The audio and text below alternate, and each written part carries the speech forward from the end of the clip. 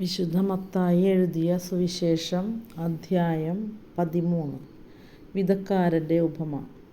അന്നു തന്നെ യേശു ഭവനത്തിൽ നിന്ന് പുറത്തു വന്ന് കടൽ തീരത്ത് ഇരുന്നു. വലിയ ജനക്കൂട്ടങ്ങൾ അവൻ്റെ അടുത്തു വന്നു. തന്നിമിത്തം അവൻ ഒരു തോണിയിൽ കയറി ഇരുന്നു. ജനക്കൂട്ടം മുഴുവൻ തീരത്തു നിന്നു. അപ്പോൾ അവൻ വളരെ കാര്യങ്ങൾ ഉപമകൾ വഴി അവരോട് പറഞ്ഞു. വിതക്കാരൻ വിതയ്ക്കാൻ പുറപ്പെട്ടു. അവൻ വിതച്ചപ്പോൾ വിത്തുകളിൽ കുറെ വഴിയരികിൽ വീണു. പക്ഷികൾ വന്ന് അത് തിന്നു. ചിലത് മണ്ണ് അധികമില്ലാത്ത പാറമേൽ വീണു. മണ്ണിനാഴമില്ലാതിരുന്നതിനാൽ അത് പെട്ടെന്ന് മുളച്ചു പൊങ്ങി. സൂര്യൻ ഉദിച്ചപ്പോൾ അത് വെയിലേറ്റു വാടുകയും വേരില്ലാതിരുന്നതിനാൽ കരിഞ്ഞു പോവുകയും ചെയ്തു. വേറെ ചിലത് മുൾച്ചെടികൾക്കിടയിൽ വീണു. മുൾച്ചെടികൾ വളർന്ന് അതിനെ ഞെരുക്കിക്കളഞ്ഞു.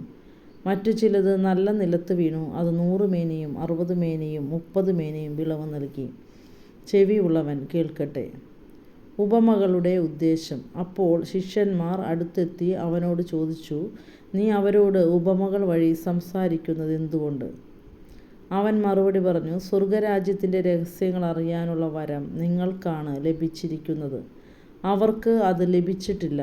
ഉള്ളവന് നൽകപ്പെടും, അവന് സമൃദ്ധി ഉണ്ടാവുകയും ചെയ്യും. ഇല്ലാത്തവനിൽ നിന്ന് ഉള്ളതുപോലും എടുക്കപ്പെടും. അതുകൊണ്ടാണ് ഞാൻ അവരോട് ഉപമകൾ വഴി സംസാരിക്കുന്നത്. കാരണം അവർ കണ്ടിട്ടും കാണുന്നില്ല, കേട്ടിട്ടും കേൾക്കുന്നില്ല, ഗ്രഹിക്കുന്നുമില്ല. യേശയ്യായുടെ പ്രവചനം അവരിൽ പൂർത്തിയായിരിക്കുന്നു. നിങ്ങൾ തീർച്ചയായും കേൾക്കും, എന്നാൽ മനസ്സിലാക്കുകയില്ല. നിങ്ങൾ തീർച്ചയായും കാണും, എന്നാൽ ഗ്രഹിക്കുകയില്ല.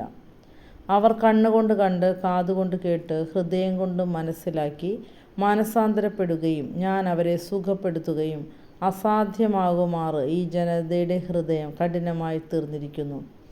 ചെവിയുടെ കേൾവി മന്ദീഭവിച്ചിരിക്കുന്നു. കണ്ണ് അവർ അടച്ചു കളഞ്ഞിരിക്കുന്നു. നിങ്ങളുടെ കണ്ണുകൾ ഭാഗ്യമുള്ളവ, എന്തെന്നാൽ അവ കാണുന്നു. നിങ്ങളുടെ കാതുകൾ ഭാഗ്യമുള്ളവ, എന്തെന്നാൽ അവ കേൾക്കുന്നു. സത്യമായി ഞാൻ നിങ്ങളോട് പറയുന്നു, അനേകം പ്രവാചകന്മാരും നീതിമാന്മാരും നിങ്ങൾ കാണുന്നവ കാണാൻ ആഗ്രഹിച്ചു, എങ്കിലും കണ്ടില്ല. നിങ്ങൾ കേൾക്കുന്നവ കേൾക്കാൻ ആഗ്രഹിച്ചു, എങ്കിലും കേട്ടില്ല. വിതക്കാരൻ്റെ ഉപമ വിശദീകരിക്കുന്നു. അതിനാൽ വിതക്കാരൻ്റെ ഉപമ നിങ്ങൾ കേട്ടുകൊള്ളുവിൻ. രാജ്യത്തിൻ്റെ വചനം കേട്ടിട്ട് മനസ്സിലാകാതിരിക്കുന്നവനിൽ നിന്ന് അവൻ്റെ ഹൃദയത്തിൽ വിതയ്ക്കപ്പെട്ടത് ദുഷ്ടൻ വന്ന് അപഹരിക്കുന്നു. ഇതാണ് വഴിയരികിൽ വീണ വിത്ത്. വചനം കേട്ടിട്ട് ഉടനെ സസന്തോഷം സ്വീകരിക്കുകയും തന്നിൽ വേരില്ലാത്തതിനാൽ അല്പനേരം നിലനിന്നിട്ട് വചനത്തെ പ്രതി ക്ലേശവും പീഡയുമാകുമ്പോൾ തൽക്ഷണം വീണു പോവുകയും ചെയ്യുന്നവനാണ് പാറമേൽ വീണ വിത്ത്. ഒരുവൻ വചനം ശ്രവിക്കുന്നു, എന്നാൽ ലൗകിക വ്യഗ്രതയും ധനത്തിൻ്റെ ആകർഷണവും വചനത്തെ ഞെരുക്കുകയും അത് ഫലശൂന്യമാവുകയും ചെയ്യുന്നു. ഇവനാണ് മുള്ളുകളുടെ ഇടയിൽ വീണ വിത്ത്. വചനം കേട്ട് ഗ്രഹിക്കുന്നവനാണ് നല്ല നിലത്ത് വീണ വിത്ത്. അവൻ 100 മേനിയും 60 മേനിയും 30 മേനിയും ഫലം പുറപ്പെടുവിക്കുന്നു. കളകളുടെ ഉപമ. മറ്റൊരു ഉപമ അവൻ അവരോട് പറഞ്ഞു. ഒരുവൻ വയലിൽ നല്ല വിത്ത് വിതയ്ക്കുന്നതിനോട് സ്വർഗരാജ്യത്തെ ഉപമിക്കാം. ആളുകൾ ഉറക്കമായപ്പോൾ അവൻ്റെ ശത്രു വന്ന് ഗോതമ്പിനിടയിൽ കള വിതച്ചിട്ട് കടന്നു കളഞ്ഞു. ചെടികൾ വളർന്ന് കതിരായപ്പോൾ കളകളും പ്രത്യക്ഷപ്പെട്ടു. വേലക്കാർ ചെന്ന് വീട്ടുടമസ്ഥനോട് ചോദിച്ചു, യജമാനനെ, നീ വയലിൽ നല്ല വിത്തല്ലേ വിതച്ചത്? പിന്നെ കളകളുണ്ടായത് എവിടെ നിന്ന്? അവൻ പറഞ്ഞു, ശത്രുവാണ് ഇത് ചെയ്തത്. വേലക്കാർ ചോദിച്ചു, ഞങ്ങൾ പോയി കളകൾ പറിച്ചു കൂട്ടട്ടെ? അവൻ പറഞ്ഞു, വേണ്ട. കളകൾ പറിച്ചെടുക്കുമ്പോൾ അവയോടൊപ്പം ഗോതമ്പ് ചെടികളും നിങ്ങൾ പിഴുതു കളഞ്ഞെന്ന് വരാം. കൊയ്ത്തുവരെ അവ രണ്ട് ഒരുമിച്ച് വളരട്ടെ. കൊയ്ത്തുകാലത്ത് ഞാൻ കൊയ്ത്തുകാരോട് പറയും, ആദ്യമേ കളകൾ ശേഖരിച്ച് തീയിൽ ചുട്ടുകളയുവാൻ അവ കെട്ടുകളാക്കി വയ്ക്കുവിൻ. ഗോതമ്പ് എൻ്റെ ധാന്യപ്പുരയിൽ സംഭരിക്കുവിൻ. കടുകുമണിയുടെയും പുളിമാവിൻ്റെയും ഉപമ. വേറൊരു ഉപമ അവൻ അവരോട് പറഞ്ഞു. സ്വർഗരാജ്യം ഒരുവൻ വയലിൽ പാകിയ കടുകുമണിക്ക് സദൃശം. അതെല്ലാ വിത്തിനെയും കാൾ ചെറുതാണ്. എന്നാൽ വളർന്നു കഴിയുമ്പോൾ അത് മറ്റു ചെടികളേക്കാൾ വലുതായി ആകാശപ്പറവകൾ വന്ന് അതിൻ്റെ ശിഖരങ്ങളിൽ ചേക്കേറാൻ തക്കവിധം മരമായിത്തീരുന്നു. മറ്റൊരു ഉപമ അവൻ അവരോട് അരുളിച്ചെയ്തു. 3 ഇടങ്ങഴി മാവിൽ അത് പുളിക്കുവോളം ഒരു സ്ത്രീ ചേർത്ത പുളിപ്പിന് സദൃശമാണ് സ്വർഗരാജ്യം.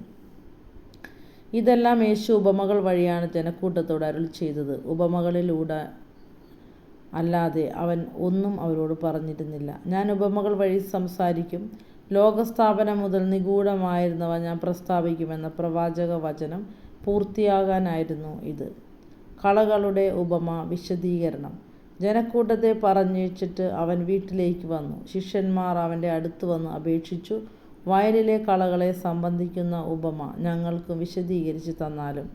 അവൻ ഉത്തരം പറഞ്ഞു, നല്ല വിത്ത് വിതയ്ക്കുന്നവൻ മനുഷ്യപുത്രനാണ്. വയൽ ലോകവും നല്ല വിത്ത് രാജ്യത്തിൻ്റെ പുത്രന്മാരും കളകൾ ദുഷ്ടൻ്റെ പുത്രന്മാരുമാണ്. അവ വിതച്ച ശത്രു പിശാചാണ്.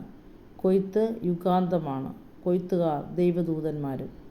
കളകൾ ശേഖരിച്ച് അഗ്നിക്ക് ഇരയാക്കുന്നതെങ്ങനെയോ അങ്ങനെ തന്നെ യുഗാന്തത്തിലും സംഭവിക്കും. മനുഷ്യപുത്രൻ തൻ്റെ ദൂതന്മാരെ അയക്കുകയും അവർ അവൻ്റെ രാജ്യത്ത് നിന്ന് എല്ലാ പാപഹേതുക്കളെയും തിന്മ പ്രവർത്തിക്കുന്നവരെയും ഒരുമിച്ച് കൂട്ടി അഗ്നികുണ്ഡത്തിലേക്ക് എറിയുകയും ചെയ്യും. അവിടെ വിലാപവും പല്ലുകടിയുമായിരിക്കും. അപ്പോൾ നീതിമാന്മാർ തങ്ങളുടെ പിതാവിൻ്റെ രാജ്യത്തിൽ സൂര്യനെപ്പോലെ പ്രശോഭിക്കും. ചെവിയുള്ളവൻ കേൾക്കട്ടെ. നിധിയുടെയും രക്തത്തിൻ്റെയും വലയുടെയും ഉപമകൾ. സ്വർഗരാജ്യം വയലിൽ ഒളിച്ചു വെച്ചിരിക്കുന്ന നിധിക്ക് തുല്യം. അത് കണ്ടെത്തുന്നവൻ അത് മറച്ചു വയ്ക്കുകയും സന്തോഷത്തോടെ പോയി തനിക്കുള്ളതെല്ലാം വിറ്റ് ആ വയൽ വാങ്ങുകയും ചെയ്യുന്നു. വീണ്ടും സ്വർഗരാജ്യം നല്ല രത്നങ്ങൾ തേടുന്ന വ്യാപാരിക്ക് തുല്യം. അവൻ വിലയേറിയ ഒരു രത്നം കണ്ടെത്തുമ്പോൾ പോയി തനിക്കുള്ളതെല്ലാം വിറ്റ് അത് വാങ്ങുന്നു. സ്വർഗരാജ്യം എല്ലാത്തരം മത്സ്യങ്ങളെയും ശേഖരിക്കാൻ കടലിലെറിയപ്പെട്ട വലയ്ക്ക് തുല്യം. വല നിറഞ്ഞപ്പോൾ അവർ അത് കരയ്ക്ക് വലിച്ചു കയറ്റി. അവർ അവിടെ ഇരുന്ന് നല്ല മത്സ്യങ്ങൾ പാത്രത്തിൽ ശേഖരിക്കുകയും ചീത്ത മത്സ്യങ്ങൾ പുറത്തേക്ക് എറിയുകയും ചെയ്തു. യുഗാന്തത്തിലും ഇതുപോലെ സംഭവിക്കും. ദൈവദൂതന്മാർ ദുഷ്ടന്മാരെ നീതിമാന്മാരിൽ നിന്ന് വേർതിരിക്കുകയും അഗ്നികുണ്ഡത്തിലേക്ക് എറിയുകയും ചെയ്യും. അവിടെ വിലാപവും പല്ലുകടിയുമായിരിക്കും. നിങ്ങൾ ഇതെല്ലാം ഗ്രഹിച്ചുവോ? അവൻ ചോദിച്ചു. ഉവ്വോ, അവർ ഉത്തരം പറഞ്ഞു. അവൻ തുടർന്നു, സ്വർഗരാജ്യത്തിൻ്റെ ശിഷ്യനായി തീർന്ന ഓരോ നിയമജ്ഞനും തൻ്റെ നിക്ഷേപത്തിൽ നിന്ന് പുതിയതും പഴയതും പുറത്തെടുക്കുന്ന വീട്ടുടമസ്ഥന് തുല്യം. സ്വന്തം നാട്ടിൽ അവഗണിക്കപ്പെടുന്നു. യേശു ഈ ഉപമകൾ അവസാനിപ്പിച്ച ശേഷം അവിടെ നിന്ന് പുറപ്പെട്ട് സ്വദേശത്ത് വന്ന് അവരുടെ സിനഗോഗിൽ പഠിപ്പിച്ചു. അവർ വിസ്മയഭരിതരായി ചോദിച്ചു, ഇവൻ ഈ ജ്ഞാനവും ശക്തിയും എവിടെ നിന്ന്? ഇവൻ ആ തച്ചൻ്റെ മകനല്ലേ? മറിയമല്ലേ ഇവൻ്റെ അമ്മ? യാക്കോബ്, ജോസഫ്, ശിമിയോൻ, യൂദാസ് എന്നിവരല്ലേ ഇവൻ്റെ സഹോദരന്മാർ? ഇവൻ്റെ സഹോദരിമാരെല്ലാം നമ്മുടെ കൂട്ടത്തിലുണ്ടല്ലോ. പിന്നെ ഇവൻ ഇതെല്ലാം എവിടെ നിന്ന്? അവർക്ക് അവൻ്റെ ഇടർച്ചയുണ്ടായി. യേശു അവരോട് പറഞ്ഞു, പ്രവാചകന്മാർ സ്വദേശത്തും ഭവനത്തിലുമല്ലാതെ മറ്റൊന്നും അവമതിക്കപ്പെടുന്നില്ല. അവരുടെ അവിശ്വാസം നിമിത്തം അവൻ അവിടെ അധികം അത്ഭുതങ്ങൾ പ്രവർത്തിച്ചില്ല.